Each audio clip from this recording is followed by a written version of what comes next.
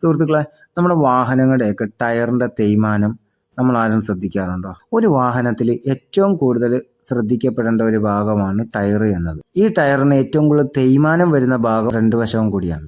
അതിനകത്ത് രണ്ട് മൂന്ന് കേസ് കേട്ടുകളുണ്ട്. ഒന്ന്, എഞ്ചിന്റെ വെയിറ്റ്, ചൂട്, സസ്പെൻഷന്റെ ഭാഗം, റോഡിന്റെ ചരിവ്, ഇതെല്ലാം നമ്മുടെ ടയറിനെ നല്ലതുപോലെ ബാധിക്കുന്ന ഒരു രീതിയും കൂടിയുണ്ട്. അതുകൊണ്ടാണ് എല്ലാ 5000-ത്തിലും അലൈൻമെന്റ്, ബാലൻസ്, റൊട്ടേഷൻ നിർബന്ധമായും ചെയ്യണം എന്ന് നമ്മൾ പറയുന്നത്. ഒരു വാഹനത്തിലേക്ക് 4 ടയർ ഇട്ട് കഴിഞ്ഞാൽ നിർബന്ധമായും ബാലൻസ്, അലൈൻമെന്റ് ചെയ്യുന്നതോടൊപ്പം ആ ചെയ്തു പോകുന്ന കസ്റ്റമർ അല്ലെങ്കിൽ ആ വ്യക്തി ആ വാഹനം എല്ലാ യാത്രകൾ പോയി തിരിച്ചു വന്നാലും അതിൻ്റെ ടയർ വലത്തോട്ടോ ഇടത്തോട്ടോ ഓടിച്ചു നിർത്തി ഒന്ന് നോക്കണം. നമ്മുടെ ടയർ തേയുന്നുണ്ടോ, നമ്മുടെ ടയറിൻ്റെ അവസ്ഥ എന്താണ്.